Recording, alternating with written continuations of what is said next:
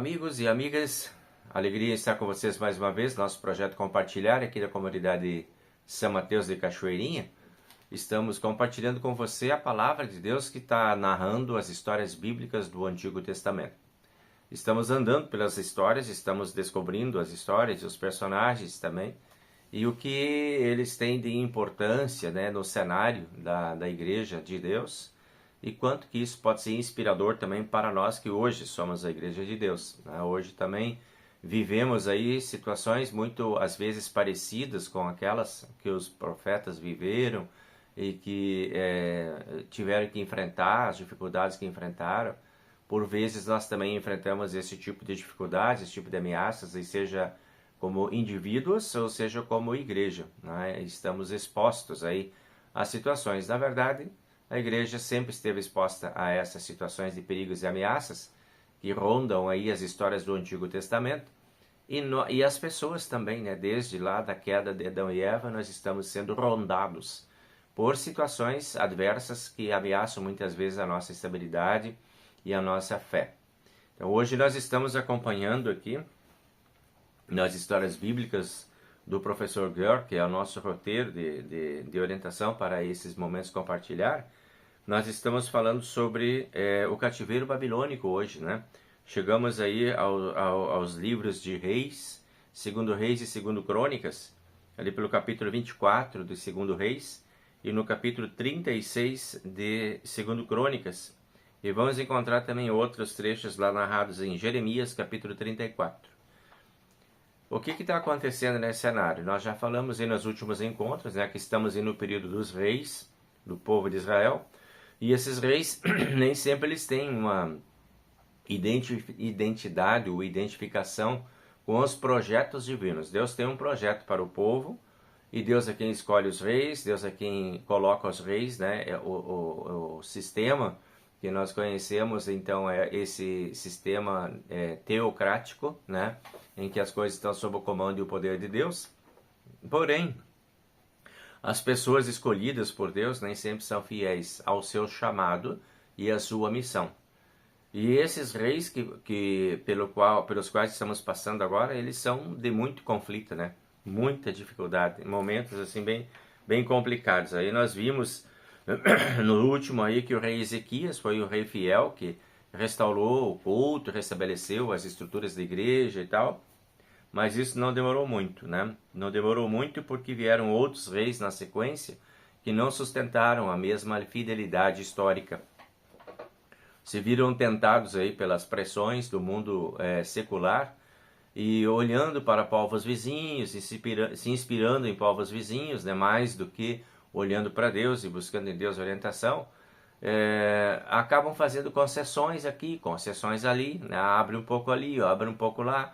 Não precisa ser tão assim rígido, né? Pode ser um pouco mais flexível. E as coisas vão se flexibilizando até o ponto que elas se destituem, né? Acabam perdendo a sua identidade. As pessoas vão se acostumando com as coisas que são um pouco mais flexíveis. E essa flexibilidade ela é boa, né, para a igreja. A igreja precisa ter flexibilidade, mas não pode perder a fidelidade. E essa não era a preocupação desses reis. Eles facilmente abriam mão da fidelidade em troca de algum benefício que julgavam ser importante e imediato dentro do contexto que eles estavam vivendo. Então nós vamos encontrar aqui o profeta Jeremias, né, que é um dos grandes profetas, e vamos encontrar também o profeta Daniel, né? Há uma troca de reis aí, né? E depois do Ezequias, há uma troca de reis.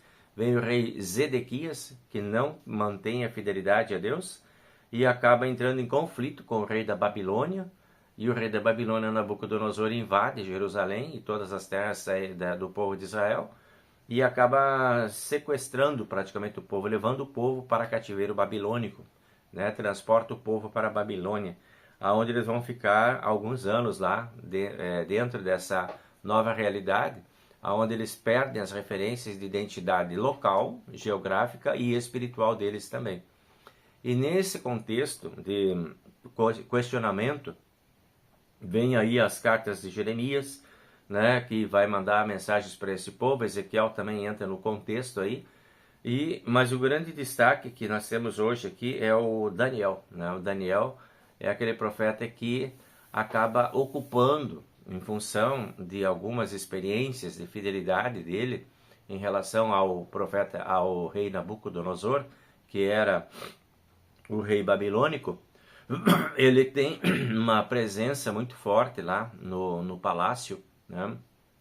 Pelo fato de que existiam algumas dúvidas, né, na vida de Nabucodonosor, que as suas divindades e os seus profetas não conseguiam resolver.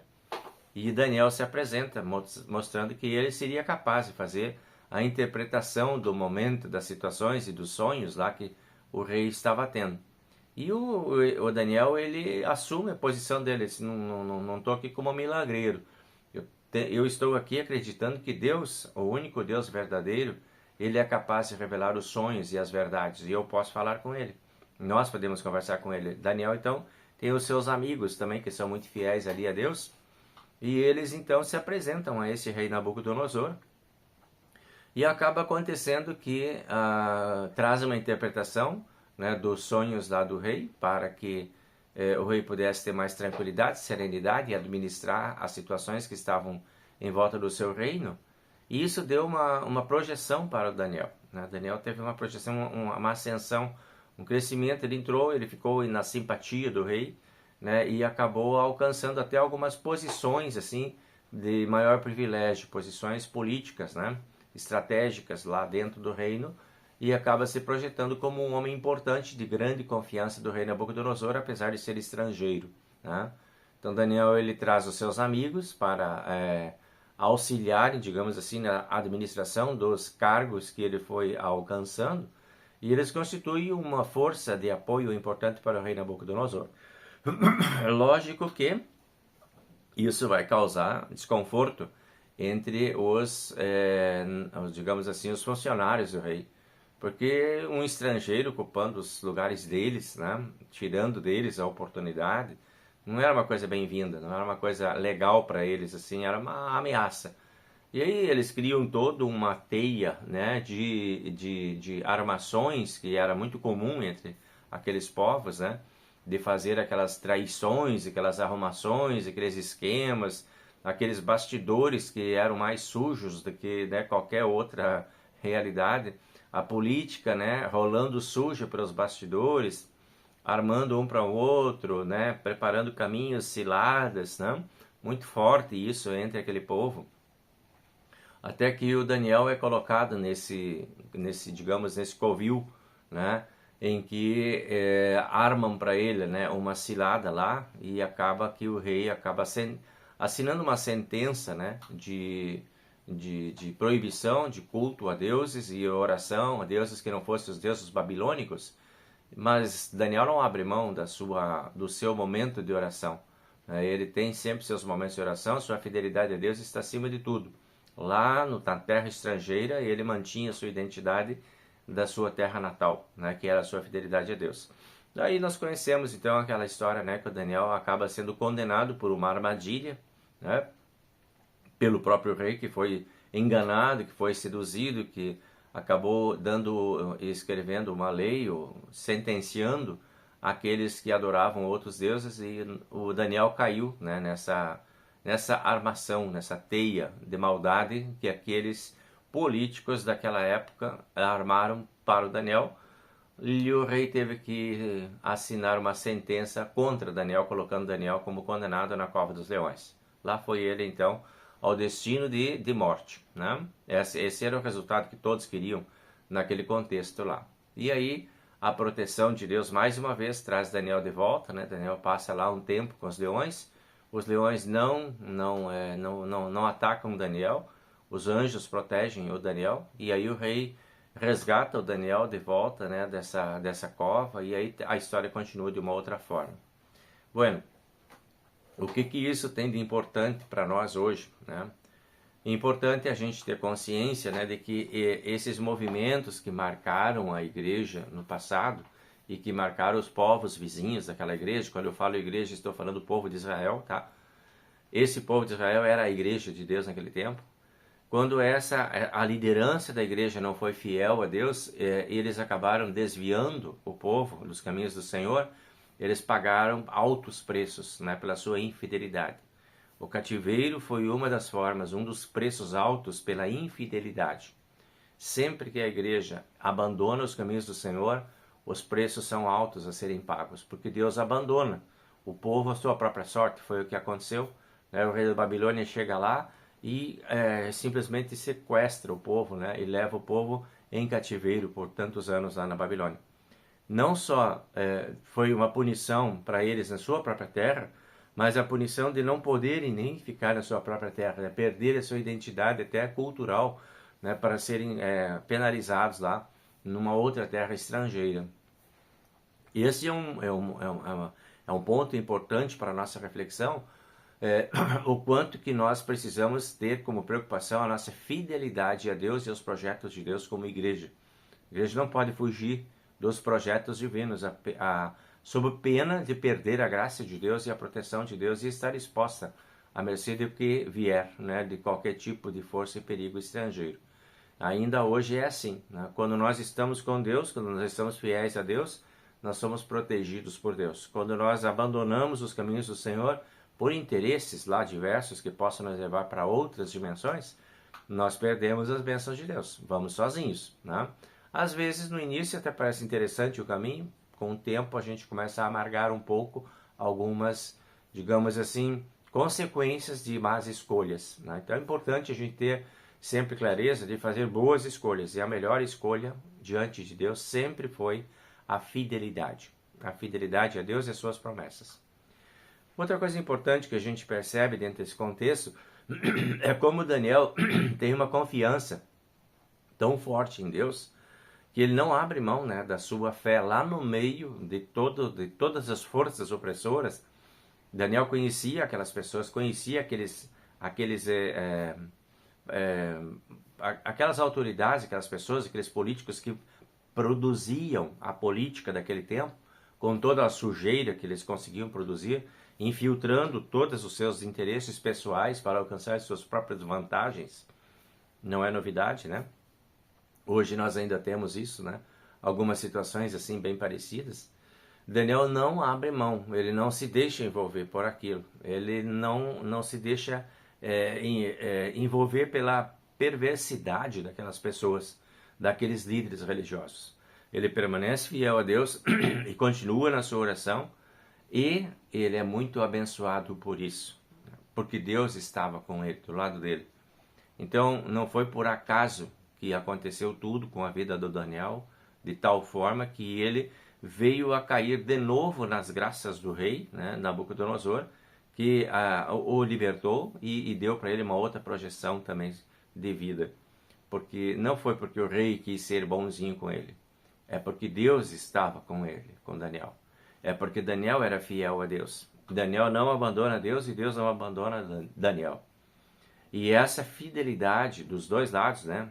Assim como Daniel era fiel a Deus, Deus também foi fiel a Daniel. Essa fidelidade permite que ele tenha uma projeção diferenciada de vida como filho de Deus lá naquele cenário. Hoje também é assim. Nós somos tentados de todas as formas, seja no nosso trabalho, seja na nossa escola, seja nos nossos estudos, seja nas nossas relações de amizade. Nós somos tentados também a abandonarmos os nossos caminhos de fidelidade a Deus. E se nós abandonarmos os caminhos, nós ficamos sozinhos. Quando nós mantivermos a nossa fidelidade, como Daniel manteve sua fidelidade, mesmo em meio a leões ferozes, nós seremos protegidos, porque Deus não nos abandona. Isso é bem importante para a gente refletir e para a gente pensar o valor da fidelidade, né? Acho que se temos uma palavra para definir Daniel, essa seria a palavra melhor. Fidelidade. Foi um servo fiel. Todas as vezes que você for um servo fiel a Deus, você terá as bênçãos de Deus. As mãos de Deus continuam estendidas sobre todos aqueles que são fiéis. Aquela bênção que nós sempre pedimos no final do nosso momento aqui, e que é muito usada dentro da igreja, o Senhor nos abençoe e nos guarde, ela é válida, né? Enquanto nós estivermos em caminhos de fidelidade a Deus. O Senhor guarda, o Senhor protege, o Senhor levanta o seu rosto, o Senhor nos dá a sua paz, porque nós somos fiéis. Então, queremos as bênçãos de Deus? Fidelidade é a resposta. As tentações são muitas, as seduções são muitas, os perigos estão por aí, as oportunidades se multiplicam a cada dia diante de nós. né? Cada vez mais ofertas diferentes de coisas extraordinárias para fazer. Inclusive a nossa fidelidade à participação de um culto, a uma participação de Santa Ceia, a permanência nossa em oração diante de Deus, hoje é muito difícil, né? Nós mantemos essa fidelidade em alto nível. É importante a gente se preocupar de não perder essa fidelidade, né? A gente sempre voltar e voltar e voltar e voltar para buscar a nossa sintonia com Deus, se desejamos as bênçãos de Deus. Se não queremos as bênçãos de Deus, podemos fazer como aqueles reis lá do tempo em que nós estamos olhando, que abriam mão facilmente de qualquer tipo de fidelidade e também se perdiam no caminho e já logo pediu as bênçãos e já logo...